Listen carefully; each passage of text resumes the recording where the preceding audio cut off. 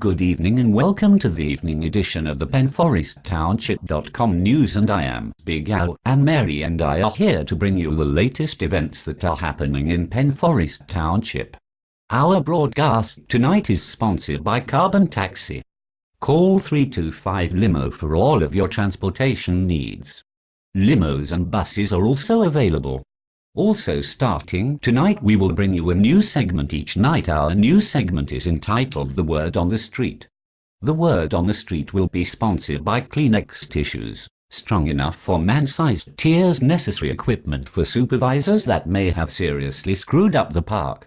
We have some very exciting news tonight, Big Al, and I understand that there was standing room only at the PenForest Township Board of Supervisors meeting on Monday night. You're right, Marie. What brought all the residents to the meeting?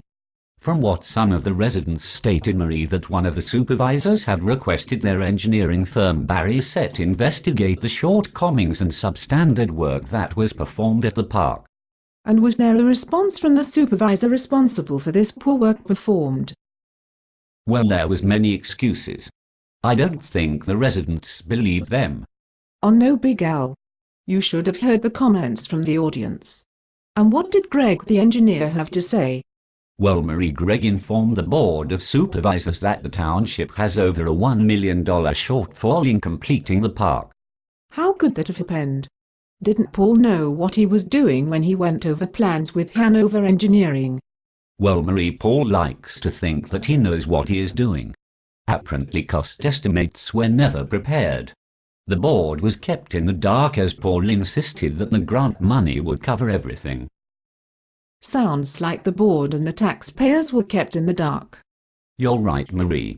And the township may have a bigger problem, as the township may not be able to use the grant money to pay for the road that was completed. But why is that, Big Al? Paul missed a step as he did not present proper documentation to DCNR, so now the taxpayers may pay for his mistakes. And now it's time for the word on the street. Our sources tell us that the township solicitor is currently appointed to handle all correspondence with regard to employees who are filing suit against PenForest Township. And he is to report back to the Board of Supervisors prior to each meeting. Oh, Big Al, what employee is suing the township? Come on now, Marie, you know I cannot reveal my sources. Joining us in upcoming editions of PenForestTownship.com news will be some special guests that I prefer to remain nameless at the moment in order to keep you guessing as to what their real identity is.